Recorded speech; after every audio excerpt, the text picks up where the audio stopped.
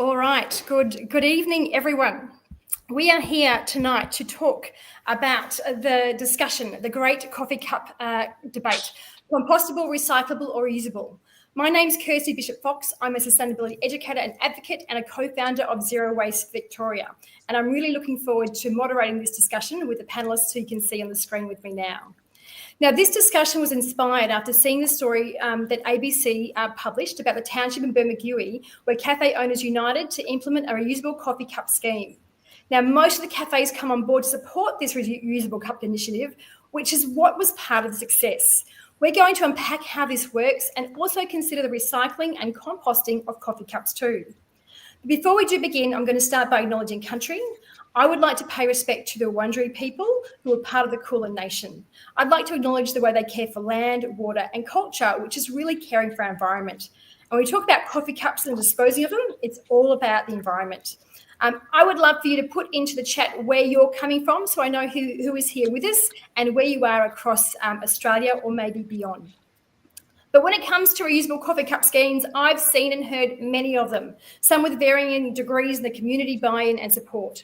At the Zero Waste Festival, which is an initiative of Zero Waste Victoria, we've had an organisation called the Corner Store Network who actually in their coffee cup van have their own reusables. So we actually do away with reusable coffee cups every single year. And we're supported by Green My Plate, who support reusable mugs, crockery and cutlery, which avoids a single use with all our food vendors. The National Sustainability Festivals, who are proud supporters of this event, also takes the same approach when food vendors are involved too. And while we might be able to have an event without any single use when it comes to coffee cups and other takeaway packaging, Australians collectively use over 1.8 billion single-use coffee cups per year, and most of these end up in landfill. We're going to unpack common questions like, it's a paper cup. It looks like it's paper, right? So it can be recycled. The short version is, and we'll unpack this in a moment, it depends. There are initiatives that do recycle the coffee cups to some degree, but there are certain complications with that. Compostable cups can also seem like an alternative, but in practice, many councils don't accept them in their FOGO collections. Unless a customer has a home compost, they end up in landfill, but is that the best solution? Many cafe owners feel frustrated because they want the best sustainable solution, and there's question marks over what that might be.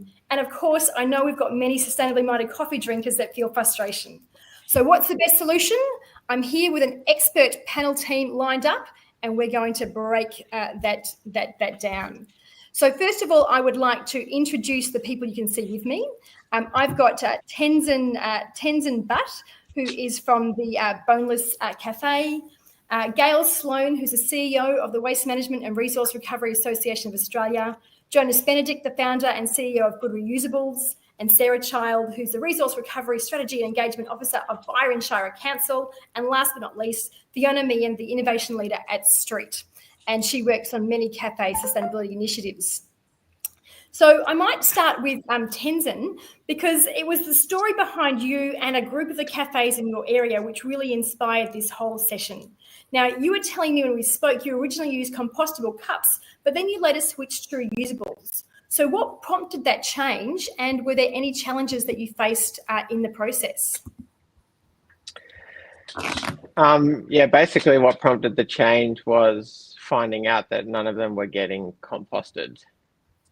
We had a FOGO system. Our council came to us as a cafe and said, here, we've got a compostable bin for you. You can put all your compostables in here and we will compost it for you. So, in hindsight, I wish that I did some more research, but I thought, great, we can use compostable cups. We can use compostable packaging of all kind, put it in the FOGO and then, job done. And then I found out that none of it was getting composted, and we're paying much more for all the compostable products as well.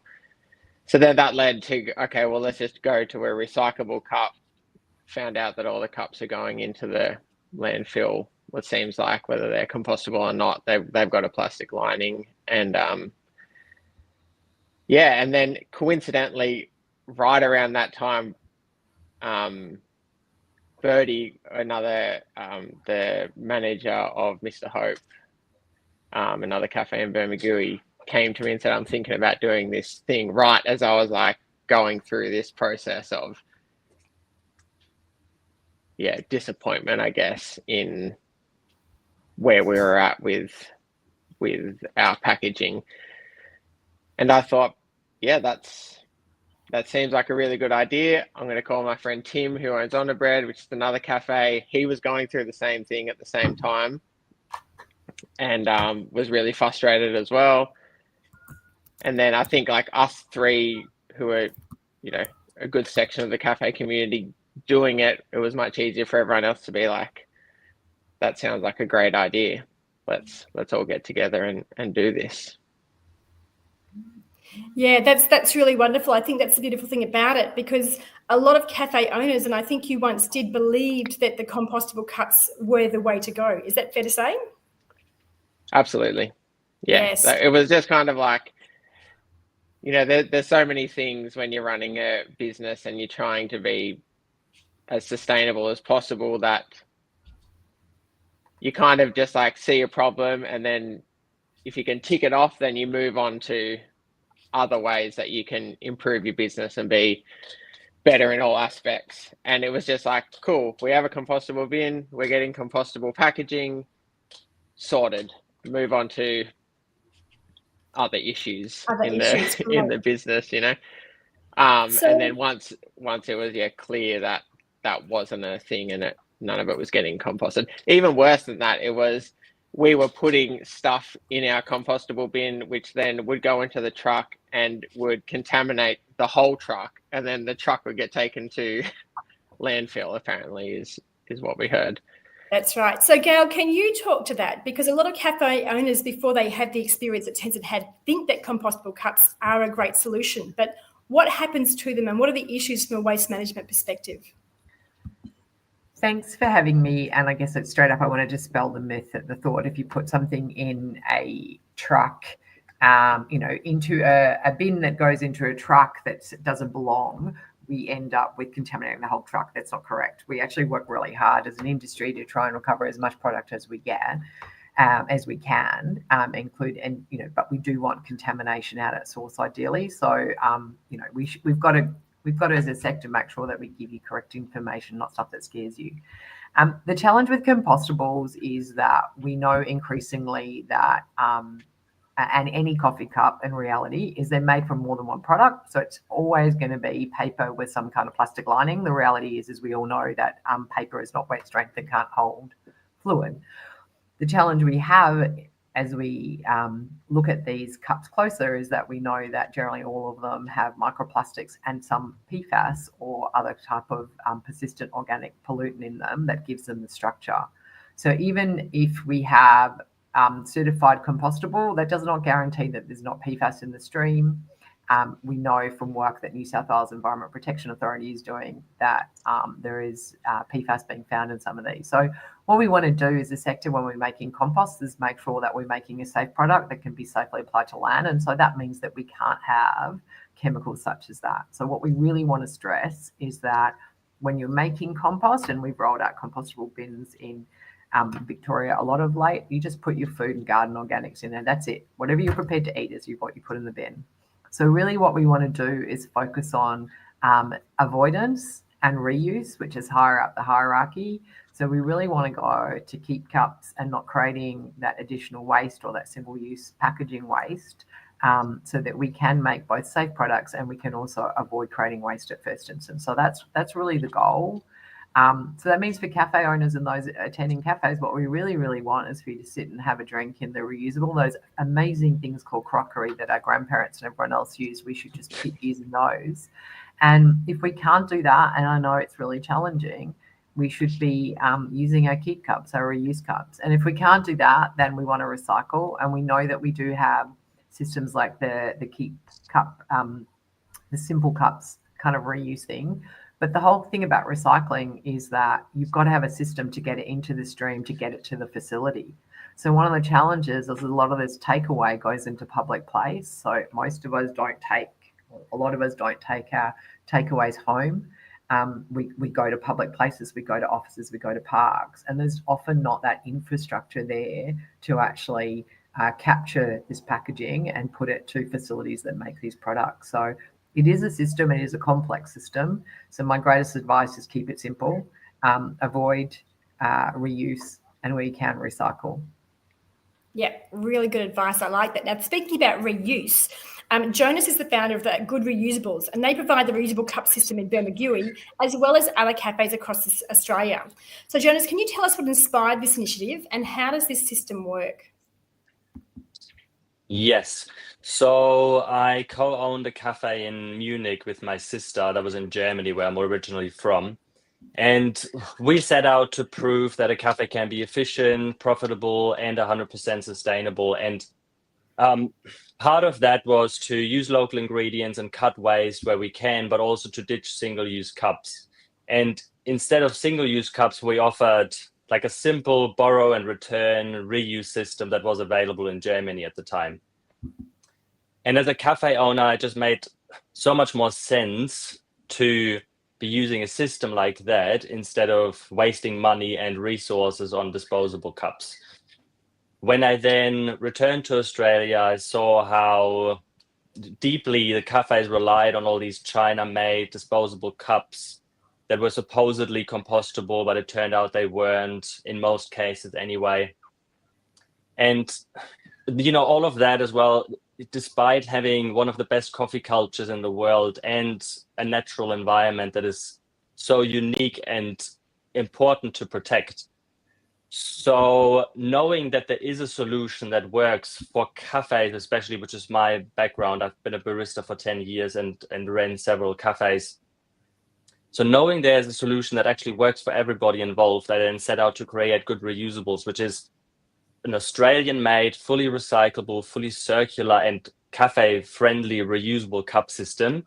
And it's also easy to use for the customer. So for just $3, people can borrow a cup, enjoy their coffee in a reusable cup, and then return it at any participating cafe to get their deposit back or to get a fresh cup. Or they can keep it as like a $3 keep cup if they want to. So the system enables cafes and, as in Bermagui, whole communities to eliminate waste and save money rather than always spending more and more on single-use packaging, and you know the mountain of waste just grows as well. Yeah, it really does make a difference with that. And I think that people do constantly think about, okay, there's a reusable system, and it really is growing.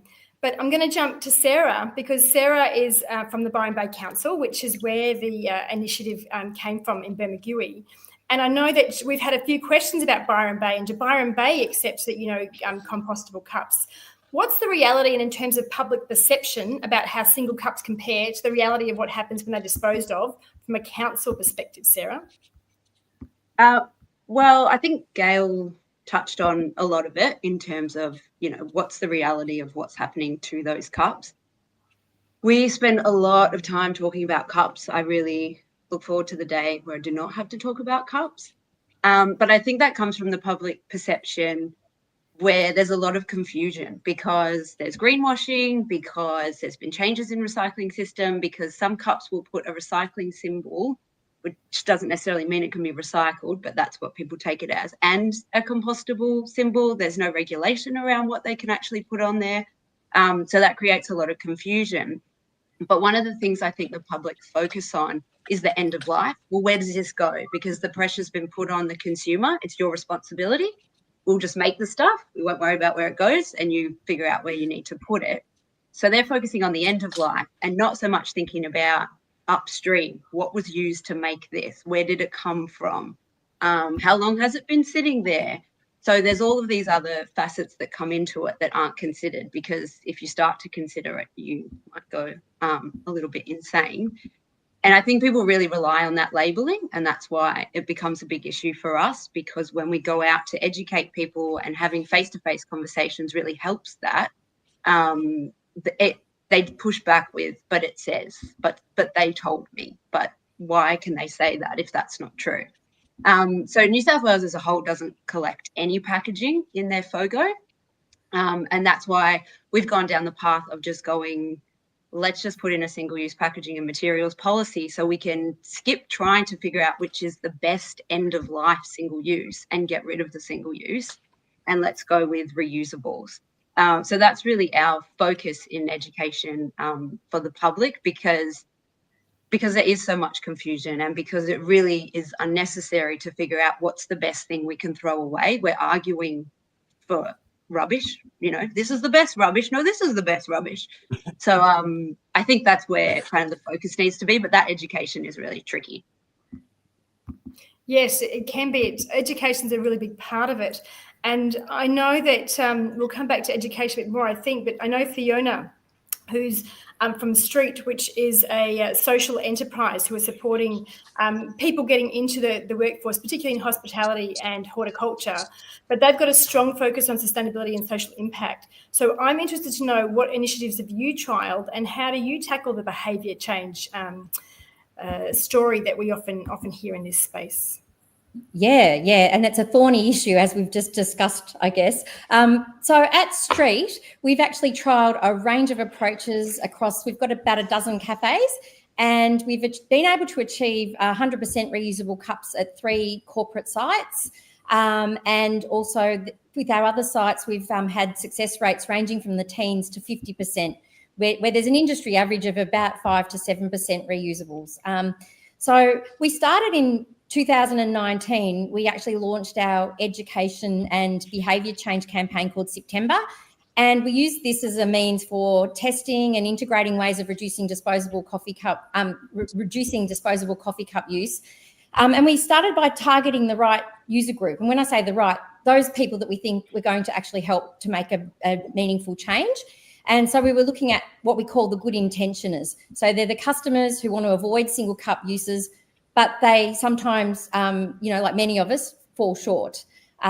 We didn't want to target necessarily the eco warriors, like the people who are already doing an amazing job and won't have a coffee unless they've got a reusable cup. And likewise, people who probably aren't that invested in doing it as well. So our goal was to make it easier for those good intentioners while benefiting everybody.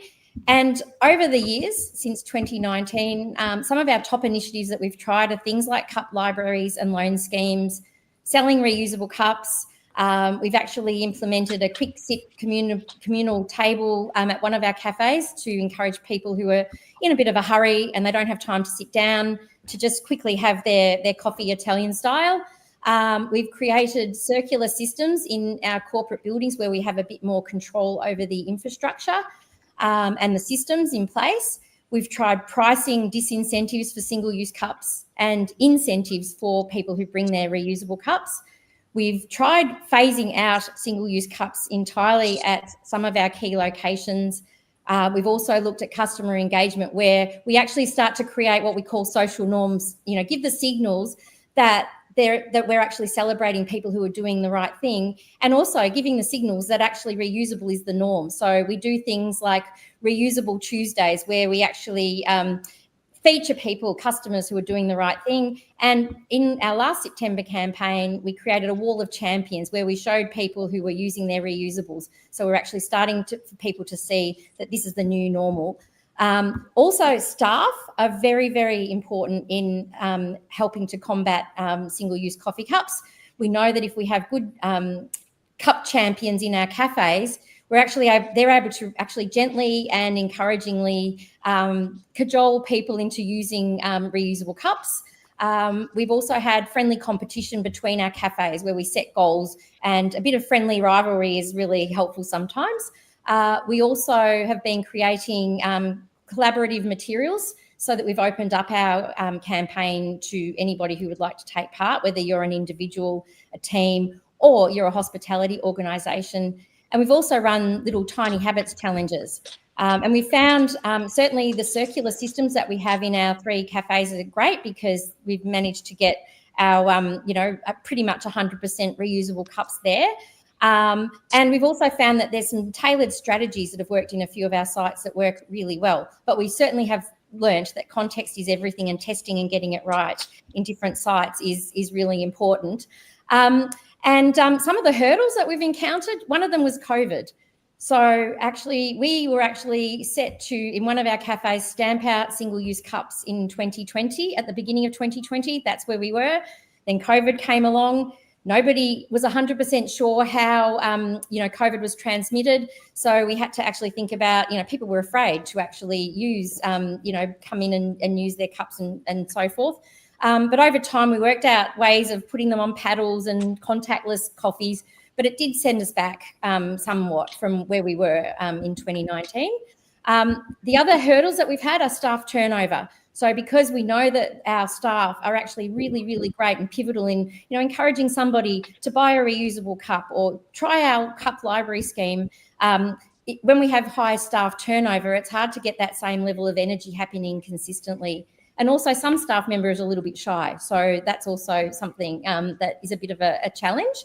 And as I mentioned before, context at different sites. Our cup library worked really, really well at one site where we have a lot of locals coming in, but we tried it out at another site where there's a lot of people that are a bit transient, and the cups went walking, and it was a bit of a failure. So that's another bit of a hurdle that we've encountered. This year, we're evolving September into Swaptember, where we're actually looking at using, going from just cups to containers and utensils. So stay tuned as we test other things in our living lab, which is our different cafes. The living lab, I love it. Testing things out.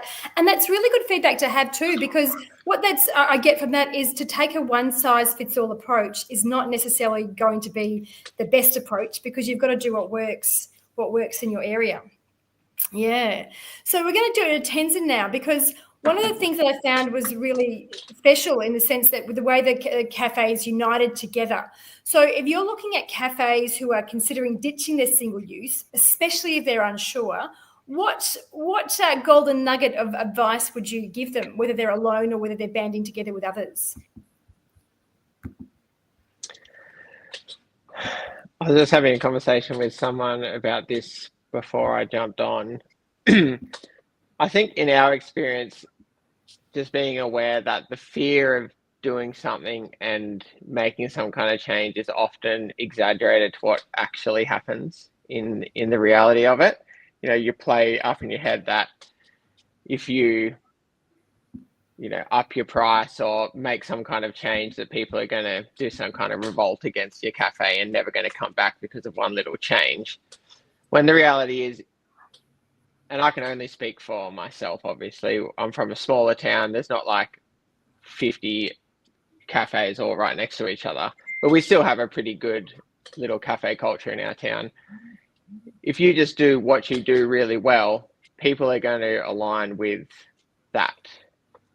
And just because you make some kind of change, and obviously only having reusable cups is quite a big change,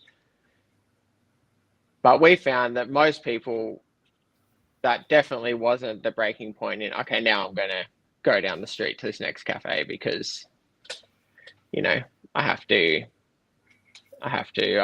buy my cup now, which and then obviously the system is that, you put a $3 deposit down, you get it back when you bring your cup back. So you're not actually really ever losing money.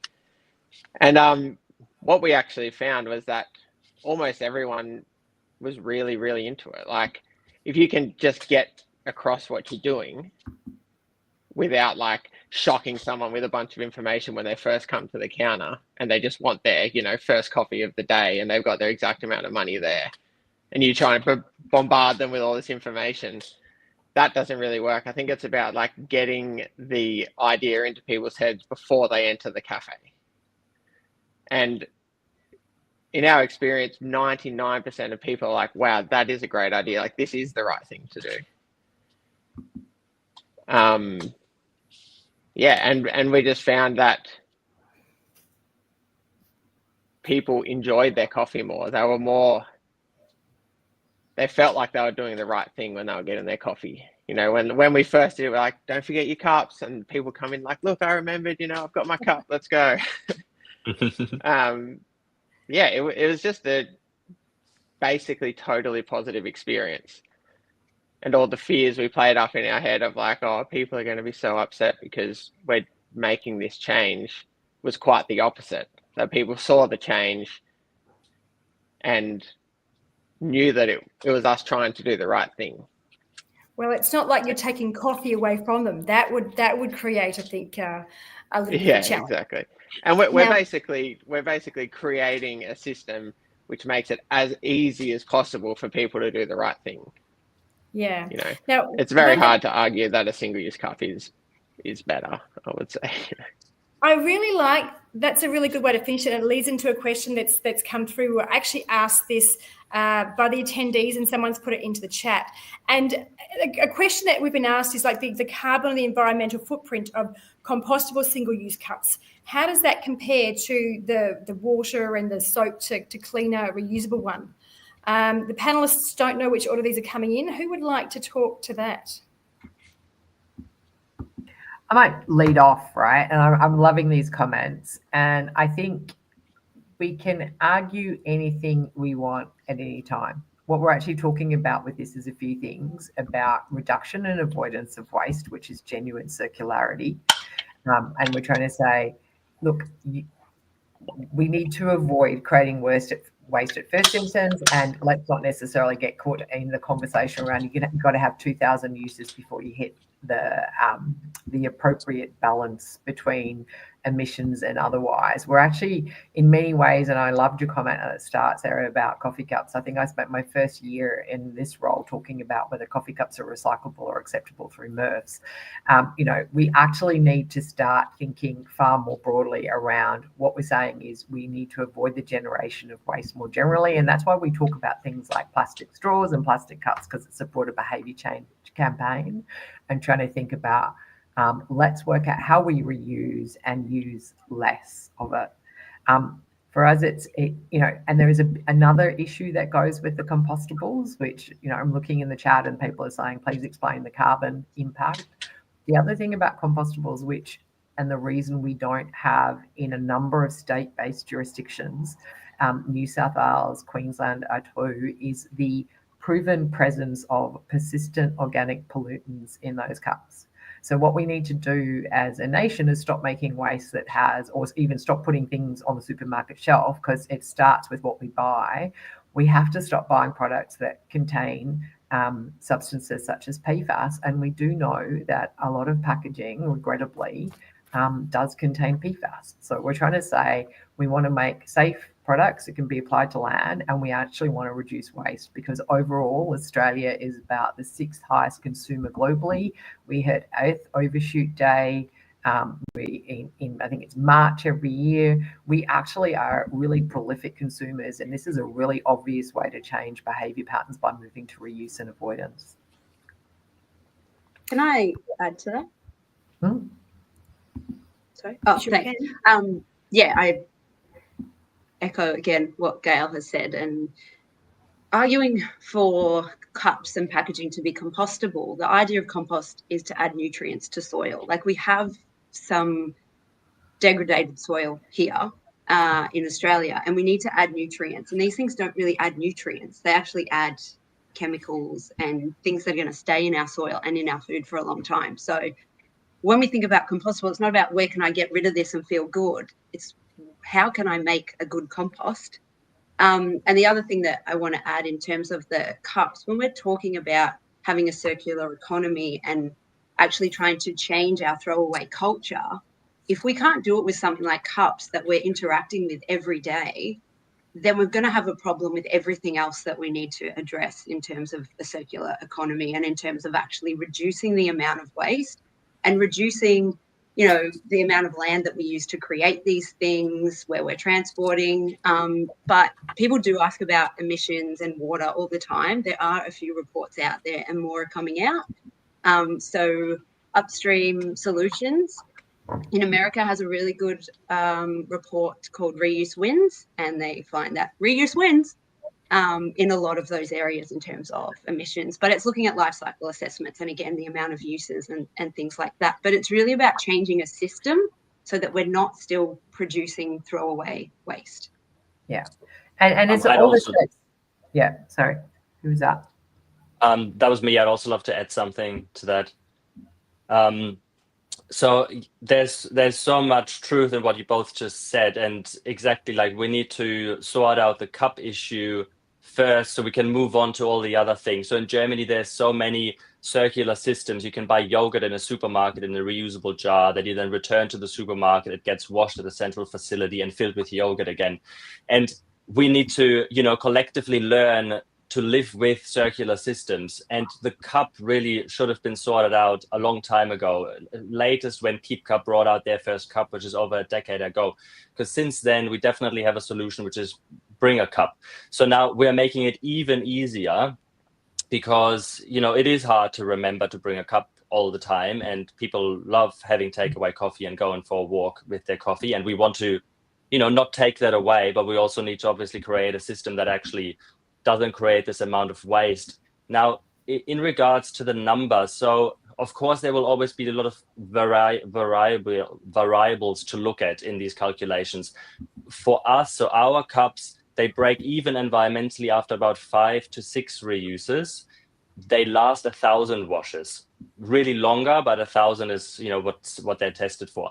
So there's from the 5.5 reuses, you have environmental benefits. And then in regards to washing versus single use, so apart from the mountain of waste, the number that I can verify is that the impact of a single-use cup, even if compostable, and I want to always put that in quotation marks, is roughly 10 times that of washing a cup. So yeah, the numbers, as Sarah also said, they stack always up for reuse, especially when it's durable. Like a reusable cup that breaks after 3 uses, that didn't really help. But if it's a durable cup, then it will always be beneficial. Yeah, that's great. And I think the washing is actually one of the things that the cafe owners, like, how do we put a system in to wash the cups? And I wonder if Tenzin can talk to that, because you would be responsible for overseeing the washing of the cups. Yeah, they just go in and get put through the dishwasher and come out clean. What? That sounds really, really easy. Are we missing something here? Because I've heard it's very complicated. No? I mean, Sarah loves to say that too, that it's just washing dishes. Like, in our cafe, we have a dishwashing system where we have, like, we to be honest, we do probably more sit-in than takeaway. We have quite a big sitting area. We have a beautiful view, so people often like to sit in, but it's just not a very hard thing to wash. It's like washing, our have-in cups. You just give them a quick wipe, and then they go in the dishwasher, and then they come out clean. There's not much more to it than that. So in our experience. Did you have to get any new washing equipment, or the washing equipment you used is what you currently use? Yeah, I mean, like, the cups come out clean. There's like they're sanitized, and it's the same as the cups which we have for people to have their coffees in. They've been drunken out of. Yeah, it's just your usual washing system, which all cafes have. Great. Sounds very straightforward to me. And if I can add something to that, I don't know if Tenzin can confirm that, but you also, I think cafe owners generally imagine that to be like a really big problem, and it's great to hear that for Tenzin it's not, and for the other like most cafes that we work with, it's not a problem either. And part of that is also that the cups stack really tight and they are lightweight. So even if you have, a stack of 50 or 100 that you don't get to the end of the day, it's not like your kitchen or your washing area is just overflowing with cups. They stack together so close that you just have a stack in the corner that you get to when you do. So they fit into the cafe workflow pretty well. And that's also why we've spent over a year developing the product so that it actually is user-friendly for everybody involved. Yeah, no, that's really interesting. I think what I'd also like to focus on from some of the questions coming through, because when a cafe's initiated a reusable system, it makes it really easy for the customers coming in. But there are some people who actually want to initiate these instances. And we've got a question that came in before we started with someone who works at a community house. They've got a barista and a coffee machine. And yet often people come in and they're reminded about the service of the reusable cups, but people aren't always keen to do that. Or sometimes they want to get their workplace and their staff on board. Fiona, can you give us some insight into what we can do to support these types of initiatives if the cafe needs to get buy-in? Yeah, absolutely. And I know that question that you're referring to, the person also said that they wanted to talk about disposables without shaming people. And I think that's actually been a really important part of the work that we have done and we've seen. People are not likely to change their behaviour if you try and make them feel bad. In fact, what we've found can be really, really helpful is if you're actually celebrating success. So if you have a work group or a community house where you can actually, I mentioned before that we've used what I call social norms, where you can actually put things in the workplace or the community house that actually show that reusables are the new normal. That's a really important thing. Also, it's really important to think, well, making it easy for people is a really important thing too, because people might have the best intentions and motivation to use reusables, but, they just have to be in a hurry one day, or their friends are using something different and then they don't do it. So there are things that we've seen that can really help. One of them is, actually making sure you sell reusables that people can buy, or having a cup loan scheme or a library that people can easily grab them, but it's very close to your, the place that they would be if you're in the workplace when you're about to leave, so that you actually are reminded on an ongoing basis. So that's some of the things that you can do. Playful challenges are really important too. So City Switch did some really good research where they found that people actually can actually self-identify with cups. And so if you can actually find the kind of cup, is this a cool hipster cup, or is this, my regular, it's, made out of ceramic and the coffee tastes really great in it, or this is my one that folds up. People start to self-identify. And if you can actually help find that sweet spot to make it cool and trendy, that's actually often better for people than if you are actually, trying to get them to use any cup whatsoever. They start to have a personal attachment to it. They identify with it. And the other thing I would also say is, if anybody would like to start to implement any of these things, as we mentioned before, our Swaptember campaign, we have a whole bunch of posters and things like that people could use if they chose to. Yeah, great. I really like that you've got the open source approach, so everybody can benefit from that. We've had some interesting questions come through thinking about other things. And I guess one of the things that we might look at, I'm just flicking through here, and I wonder if it's like the questions we've had here is like, who can pressure the takeaway food businesses to sign up to these types of things, so that way we're actually having more reusables? Is that something, the question I've just lost where it was, I do apologise here, but is that something that should go on to the businesses themselves, or is that something that the government should regulate? It's a big question, I think, and we may not all have answers to it, but does somebody have a thought on that? I have a lot of thought. Thought you might. Yeah. I think that for us as local council, it is really tricky for businesses. So what we've done in the past is try and create projects and programs, and got funding from the New South Wales EPA. We'll try this. We'll set you up with reusables. We'll pay for your first kit. And it's when the cafe doesn't have ownership of it, it tends to fall by the wayside. Or if it's funded, then they're like, oh, now I have to pay for it. So I think it's really great that Tezin and the other cafe owners have taken it on themselves, because that is what is going to make it successful. What we can do as a council, and what we're sort of thinking for in the future and how we change some of our regulation, is if someone maybe puts in a development application for a takeaway business, if they have any on-street dining, it would have to be reusable. So that's where we could put pressure on.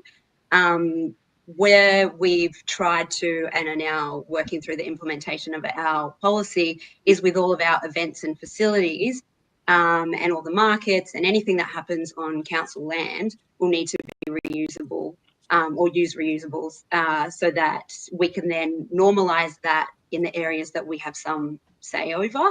But when it comes to businesses, it's really tricky, and I believe it would have to come from higher up, state government, national government. I think the reality is we're not going to get down to that level of regulation. What we have seen is all states look at elimination of single-use items, predominantly plastic, because I guess we're really conscious of the need to eliminate waste or reduce waste. What we really want to do is work with the community and government to get back to that behaviour change piece. We've gone through this massive consumption spike globally. We need to think about, do we need new everything? Do we need to own everything? Should we just be buying and chucking? And we said earlier about cups being a bit of a Trojan horse in some ways, like straws, to move to reuse and sitting down. And, we really have a consumption challenge here. We've really got to help businesses understand, and the community, about that, the complexity of the system we work in, which makes it quite hard. For a long time, everyone thought we just chucked it, materials in the yellow bin and it was magically turned into a product. Well, it's not. The fairies don't come. We actually need to turn it into products and be bought back, ideally as, recycled objects. So we need to understand it's a system out there, right? What we consume, how we use it, how we manage it at end of life, and how we buy it back. And coffee cups are just another example of that, right? So don't create the waste if you can. Try and have the reuse system. Sit down and enjoy that coffee. And sometimes we've just got to realise that it's not going to be possible 100% of the time, but we've got to make it easy and we've got to make it understandable, I think. We sure do. Did anyone else want to talk to that, or have we got that well covered?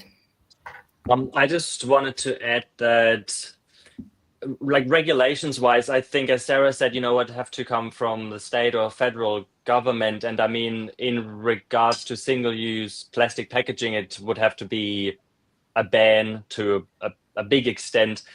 Now, I understand that that's a complicated and long process, and that's why I'm so proud of the cafe owners in Bermagui who just went ahead and were like, well, we don't want to wait for that. We see the waste. We are dealing with it here. We need to find a solution.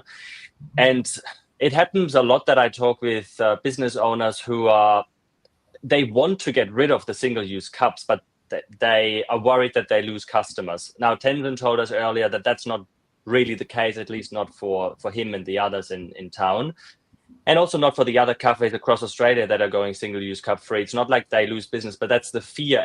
And often I hear that sentence that they just wish that the government would do something about it, that the government would ban the cups, because then it would just be decided, it would be done, and nobody would have to have the conversations anymore. The baristas wouldn't have to have the ongoing conversations and feel like they are imposing something on the customers, when really they're just pointing out what they see every day, just the amount of waste that is being generated. So yeah, I mean, I would obviously wish for it, because it would empower businesses to actually operate in a way that they prefer, that they are currently sometimes not brave enough to do, maybe. Yeah, no, great response. There's so many challenges in terms of the complexities, whether it's regulated or simple on its own. This is a question that's come in beforehand, and maybe Fiona can talk to this. What's your best tip in encouraging mug libraries and return of cups borrowed? Because if the cafe is not doing it, perhaps a workplace can. Can you talk to that, Fiona? Yeah, well, I think some of the things that we've learned, if you think about, if you have a work group of people and you decide to create your own internal library, having something that's very distinctive is really important, like making sure like you have a way of either all the cups are the same, or if you have a bunch of op shop cups, you somehow put some sort of symbol on them so people remember to return them, because it's very easy for people to start to hoard them in their cupboards. So that's a really important thing. Putting a small deposit on them can also be a helpful thing to do as well. Like if you're actually at a cafe and they have if a cafe is wanting to implement the library, having a small deposit can be a helpful way of getting them back, something that's just enough to encourage them to return it, because it is very easy to forget them, that's for sure. Yes, and it's interesting. The only store has actually said there's no policing in this area, but it's just supporting and doing the best that we can. With what we've got. So I guess really what it comes down to, and I'm just trying to monitor the chat and see the questions coming through. And if I've missed a question and you're wanting your question to be answered, please pop it in again, because it's the amount of questions here is just a lot. I know Joe's actually said here, it's like take the time to dine. And I just wonder, when it comes to your cups, Tenzin, have you found a difference with people dining in? Are they still taking away the cups, or do you have more people dining in now that you've got the new system? Yeah, for sure. Something which happens a lot is like when we say, we aren't using single-use cups anymore. Here's a cup. You just need a $3 deposit. You get it back when you bring the cup back. They're like, oh, I'll just sit down and have my coffee in. As a cafe owner who has in-house seating, it's always good to get someone to sit down and have a coffee, because they're much more likely to then, maybe I'll get something to eat, maybe I'll get a second coffee or whatever. That helps a lot. The other thing which happens very, very regularly is, I actually just have a keep cup in my car. I'll go and get my keep cup from the car. It's just that like tiny little push to help people to not be lazy. Or the other thing which we did, which I was like, because I was playing all these scenarios up in my head of like, what if someone comes in and they get like 5 or 6 coffees for their friends, and then they have to pay $3 every cup, or they've got the exact amount of money for their coffee and they just want a quick coffee. I just did a pay it forward jar. I put like $60 worth of change in a pay it forward jar by the coffee table. So if something happened where someone didn't have the money, whatever, I'd just be like, look, just take it out of the pay it forward jar, give it back next time. Basically, no one takes money from the pay it forward jar, but lots of people put money in. It's like, I think the fear is played up in our head of what people are going to be like. And sure, every now and again you get someone who just doesn't get it whatsoever, and that's just totally fine. We're just totally non-confrontational, because I agree that you don't change people's mind by making them feel stupid or anything like that. It's just like, this is what we're offering. If you're willing to try it and be a part of it, like, let's go. If not, that's totally fine. So you have a pay it forward jar to help people out, but instead of helping people out, mostly people are going, I want to pay it forward to somebody else. Absolutely. Yeah. And quite regularly, people won't even want their refund back from the cup. They'll give the cup back and just say, look, just take it. That's a tip for the coffee, or doing the right thing, or whatever. Like, that's the response which we mainly have. That's a response I didn't expect to hear at all. And I just think sustainably minded people are good-hearted people. And if we can just get everyone to be good-hearted people, we can change the world. Yeah. And again, like if someone's coming in and they're upset that they have to do something out of their usual routine, and you say, look, that's totally fine. We'll shout the cup for you. It eliminates that like confrontational thing. It's just like, and then again, that opens it up to like, oh, okay.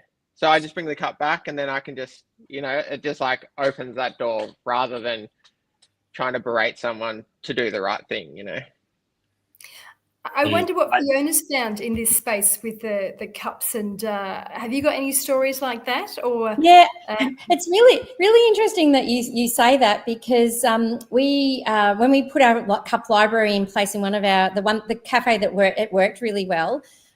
We were actually a bit nervous about, what would happen with the cups just go flying, would they come back and whatever. But that whole idea of the paying it forward, we actually had somebody who just forgot their cup. They didn't know what they were going to do, come in one day.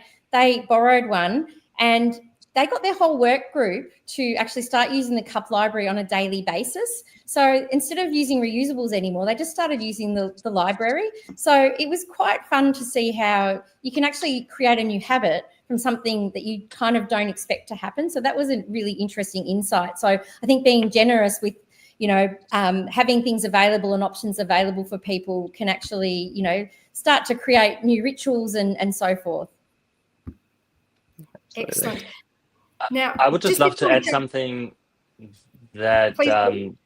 that Tenzin had shared with me and some of the other cafe owners as well, which is that, when somebody chooses to dine in because like there's this small barrier to just walking away with your coffee, the fact that people sit down often leads to them having a chat with somebody they didn't know, and there's actually this whole social benefit apart from the waste and cost reduction that like we didn't really think about until Bermagui went single-use cup free, the cafes there together, and that's really, I mean, almost the most beautiful thing, because it brings community closer together, and I think that's what we need really first of all. It sure does. And I'm going to keep you there because I've got a question that I think that you can talk to. This is from Waste Action Mulaney, and that appreciates suggestions for a good way to convene a gathering of cafe owners and customers to initiate a town-wide reusable cup discussion. So any tips on that? Yeah, for sure. I mean, we do work. I'd love to work with you guys. Just jump on the website, fill out a form or schedule a call, and then we can have a call and we talk about your local situation, what cafes there are, what's their setup, what are their needs, what are their reservations, and then we can find the potential in Mulaney and actually see what will work locally. But generally, to also answer it, a little bit more general, it's really just about finding a small group of cafe owners who are motivated to do it, and then that is potentially enough to convince the others who wouldn't have come up with the idea themselves or who wouldn't have been motivated themselves. So it really just starts with one or two. All makes a difference. Does anyone want to talk to that before we move on? One other thing which I would just say, as far as like maybe initiating the conversation to get people who maybe aren't as aware or kind of going down that track, is like, if you go to a cafe and they have all compostable packaging, like they're paying more for it and it's not getting composted, right? Like, so they're kind of, I think that's just like, why are you buying this product? Why are you paying more for these compostable cups when they're not, like, as far as I'm aware, getting composted? And yeah, like, sometimes people just need that little push. Like I said, I feel like everyone wants to do the right thing, but financially there's lots of fear around it and stuff. And if it can be as simple as that, as like, you're paying extra for this thing which just isn't actually working, and then that can lead down there, okay, well, what does work? And that was kind of my thing. Is like, okay, let's look at recyclable cups. There's a plastic lining anyways, and microplastics and all that stuff. It's like, okay, well, that doesn't really work either. What's the next option? And then if there is something offered, like, how about this? And then you can see all the benefits to it. I feel like that's can be enough to at least get people thinking. Maybe it doesn't happen straight away. Maybe the conversation is brought up over some time in the future with different businesses and whatnot. And I'd just like to go back to now, there's a question, I can't find it again, but someone was actually asking a bit more about like the chemicals and the concerns, because there's chemicals in the cups that can affect our health, but there's chemicals in the cup, and I know Gayle mentioned this earlier, that make it problematic for the compost. So could you actually explain that again, but maybe extend it to the cups, but also extend it to packaging as a whole, because it's not just coffee cups where the issue lies. Is that fair to say? Packaging. So I think Sarah said it beautifully at the start. The reason we make compost is for beneficial reuse. That's, I guess, the legal term they use, which means to enhance soils to make them healthier and more natural and, grow food. And there's a lot of research out there that our soils globally have never been as depleted as they are now. So these are enhancers to improve the quality and the quality of the food. So what we want to do is, in a genuinely circular, renewable sense, put food and garden organics back on land to enhance it. So we don't want to put things like microplastics, paper that hasn't broken down, and we really, really don't want to put what the one I was referring to is PFAS, which is a persistent organic pollutant. And there's a lot of work that's demonstrated that when you've often got plastics, you've got PFAS because of the structure. And I do believe that would be the same for plant-based as well, but I'm not a scientist. So our government in New South Wales and other jurisdictions, because of the concerns about PFAS as an organic pollutant, because of the fact that it doesn't actually add any nutritional value to the soils, it cannot be applied to land. And what we want applied to land is food and garden organic matter, the same stuff. So we don't want to put dog poo in. There's a lot of confusion out there about can you put dog poo bins on land as well? And we have to remember that dog poo is not the same as wild animal cow poo that just eats organics. It's eating processed foods as well, right? So that circular system is based on food and garden. So things that you put in your mouth going back on the ground to make product that goes in your mouth. It's a really simple one if we think about it like that. Packaging has a different purpose. We're not actually putting necessarily packaging on land. We're just not, right? So you don't put your pizza box in your green bin, you put it in your yellow bin. You just make sure you take your food scraps out. And even if it's got oil, you still put it in a yellow bin because we can recover the packaging. The simple message when it comes to packaging is whatever you buy, and I'm noting the comments on soft plastics, and I'm wondering why people are still buying it, not avoiding it where they can. You should buy sort of single stream paper, cardboard, glass, steel, because that's what we can recover. That's, that single stream. Anything that has to be multiple layers and pulled apart, we don't have the volumes. We don't want to spend the money as consumers buying products and stuff that are that expensive. So you should just be looking at single stream, and we can recycle those. Like millions of tons of material is recycled in Australia each year and turned back into packaging, right? So packaging and coffee cups, different purposes and different systems. So hopefully I haven't confused everyone. That makes sense to me. Does anyone want to add to that?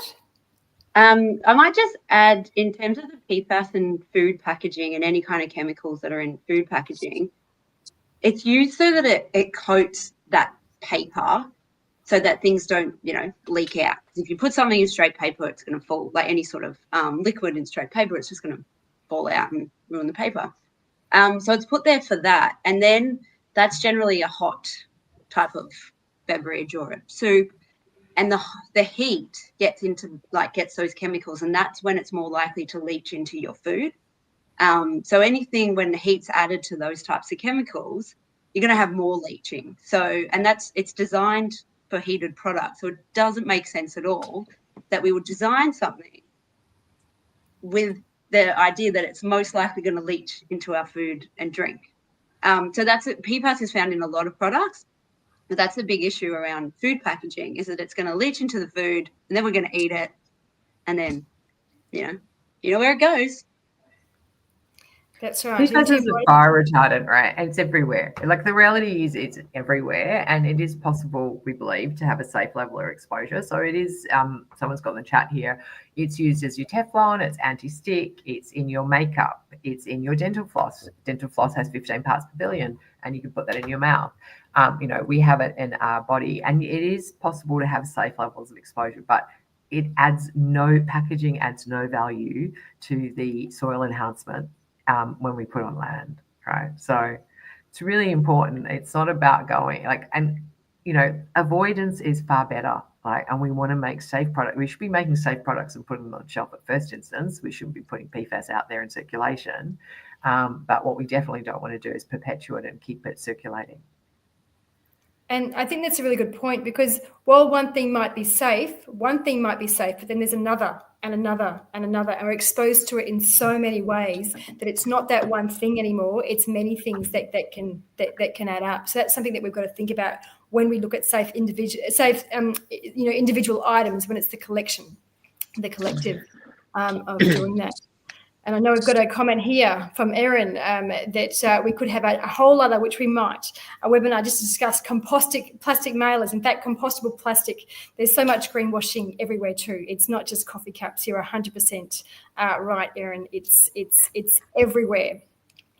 So we're on 8:30 now, and I think that what we might do is, the questions are still coming through, but we're going to have to keep moving on. I'd like to give everybody an opportunity just to wrap it up. And is there a final note that you'd like to leave anybody on when we're thinking about the cups and things? And I might also too, as we do that, I know I'm jumping a little, Jonas, someone has asked about the what are the reusable cups made of? So perhaps you can help use that in your wrap up as well. Yeah, should I start off? Yeah. So I actually wanted to talk about something else, but just to answer that, the cups are made from a BPA-free and other bisphenols-free material that is called PP, polypropylene. It's the same material like the original Keep cups. It's the same material that is used in Husky cups for the majority of the cup. They just add a little bit of coffee husk in it, which then makes it not recyclable anymore, and which makes it last a shorter amount of time. So the pure PP that we use is really durable. That's how we get to the 1,000 reuses. It's really easy to clean. It's really lightweight. It's also easy to recycle when it stays by itself. So we actually do that ourselves in our closed loop system. So at the end of life, when the cup is showing signs of wear, we take them back from the cafe, send them back to our manufacturer, who's also in Australia, and they get shredded and recycled so that no material leaves the system. And I think that's what it's about, to just preserve the resources that we invest into any solution that we need, whether that's a cup or a bag, whatever we put in needs to stay in that system. And we are also already using a recycled content, but it's still low because there isn't the amount of recycled food grade PP available in Australia that we would need, but it's something that we're working on a lot and talking to our manufacturers, which then motivates them to get the raw material, get the certifications that we need to make sure that it's safe. That's the material for the cups and the lids. What I'd love to talk about, because it's like a really hot topic at the moment for a lot of cafes, is the recent spike in coffee prices and the rising costs overall hitting local cafes, and many of them struggling with those rising costs. At the same time, cafes are spending thousands of dollars each year on single-use cups, while our local councils seem to gather millions cleaning up this mess, which is also taxpayers' money that we could be used funding to fund playgrounds, bike lanes, bush regeneration instead, So right now our cafes and communities are paying the bill for the benefit of those single-use manufacturers that are often in China, while we are then left with the waste. And I really want us to turn that around, so we create value in Australia, we manufacture and recycle in Australia, and we don't buy all this rubbish from overseas and then have to deal with the waste at the end. And cafes and local businesses benefit too by doing so, because value doesn't lead to the overseas companies anymore. So on our website, there's an impact calculator that cafes and everybody else, of course, can use to find out what actually is the cost per year, depending on how many coffees you sell and how much your cups cost per unit and things like that. And I want to invite everybody who's listening to use that and get in touch, because if we all work together, which we could see in Bermagui, community coming together, that has such a huge impact. So if we all work together, I think we can really move beyond the single-use cup finally. Excellent. And that was Jonas who was speaking there. He actually takes the coffee cups back that they manufacture for the reusable system. It's only your coffee cups that you take back. Is that right? You don't take back other coffee cups?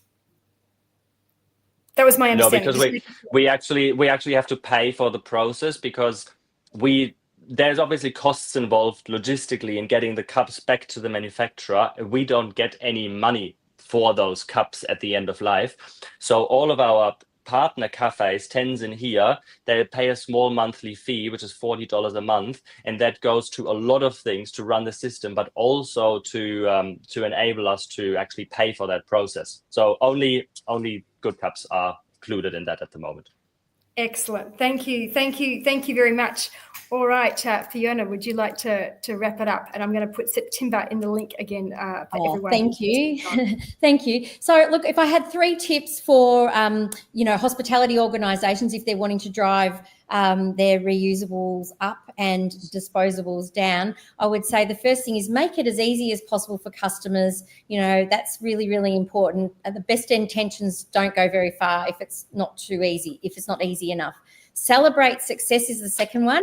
Customers love to see how they are contributing to something bigger. So if you can actually help people see my small change is actually in aggregate with everybody else's change is making a big change.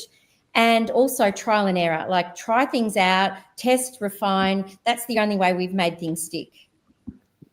Excellent. Thank you. Gayle, do you have anything to add? You're on mute. Yeah, no, I took me off. I was just because I was working. Okay. I just want to point out that not all keep cups are plastic, Tone, that there's anything wrong when they're in the closed loop system. Mine is actually glass. So they do come in many different types. And I just want to we realize it's not easy, I think, as a sector, and it's quite complex, right? And we're probably bamboozled with lots of information, but I really like to just keep it simple. Try and avoid where you can. If you can't, try and reuse, and that's not just in coffee cups, that's just everything. Do you need it? Can we do a reuse? Can we use something that's old? Do we have to own everything? Like, we're really trying to change the culture and the thinking. We know that post-COVID, there was a lot of concern about, challenges of health. We know that also our cafe owners are very good at being very clean. I do my reuse cup 80% of the time. I'm kind of comfortable with that. 2030 target is 80% reuse. Sometimes I have to get single use. I just do my best, right? So keep it simple, single stream plastic, reuse wherever you can, and don't beat yourself up. We're all just doing our best. I like that. Don't beat yourself up. If you can do the best you can, or the best possible most of the time, and forgive yourself the rest of the time, and remember next time, it just makes it easier for everyone. Yeah. Good advice. All right, Tezin, how would you like to wrap this up? I'd just like to say thanks to Jonas for helping us do this, helping us have this little push to do the right thing. I feel like most people don't need much more than just a little push in the right direction. And anyone who wants to reach out and ask us about how it's gone for us personally, or any more details, who own other cafes, and I think you've taken the step but are a bit worried, feel free to reach out at us at Boneless Cafe through Instagram. Our email is what's our email? If they Google Boneless bonelesscafe@gmail.com. Got so many different ones going at the moment. bonelesscafe@gmail.com. And I'm more than happy to just chat anyone through our experience, and hopefully we can be the example of change. Excellent. I like that very much. I'm just going to say, Ellie here says a keep cup can be any ceramic cup from your home or accommodation, even on holidays. That is taking matters into your own hands. All right, Sarah, have you got anything that you would like to share with everyone? Well, I think everyone's kind of covered a lot. I will say that if we're talking about environmental impact of what you use, what you have is the best option. So that has the best environmental outcome. If it exists already, use that. The other thing I'll probably say, because I think there's a lot of people here who are like, how can I do it? How can they do it? I think asking the question, creating that supply and demand type of conversation, because as we've discussed, a lot of cafe owners or businesses are like, but they'll lose business. show them that they'll actually get business because they'll respect what you're doing. And so you'll go there. I know that's what I would do. So ask the question, do you have a reuse system? Will you take my cup? How come you don't charge for single use? If you're getting packaging from somewhere, can you make sure there's no extra plastic in this packaging? Talking to like your local government or whoever your representative is, hey, this is important. We need scalable reuse systems, in terms of postage or cups or containers or whatever. Support the initiatives that are actually happening, like whether it's at an event or if it's at the local cafe, like show people that this is what you want, because what we've found is customers are all for it, but the pushback's coming from the other end because they're not sure if the customers are all for it. So I guess that's what I would leave people with. Wonderful. Some really great points of advice. If you need to get in contact with anyone and you can't find their email, you can contact us at Zero Waste Victoria. I'm going to cheekily put into the chat for those who are watching here. It's a little bit not to do with coffee. It's just a survey that Zero Waste Victoria has. We may do a session about this one day. We're actually trying to understand shopping behaviours of people with their fruit and veggie and the challenges you may have with reducing waste. Don't tell me what you'd like me to hear from Zero Waste Victoria, but the real challenges, because sometimes, as we've discovered in this session tonight, it can be challenging to avoid single-use coffee cups. It can be challenging to avoid single-use plastic. So if you're watching and you can fill that form in, that would be great. Otherwise, I would like to thank Jonas, Fiona, Gayle, Tenzin and Sarah, and I wish you all a very, very good night. Thanks. Thanks, everybody.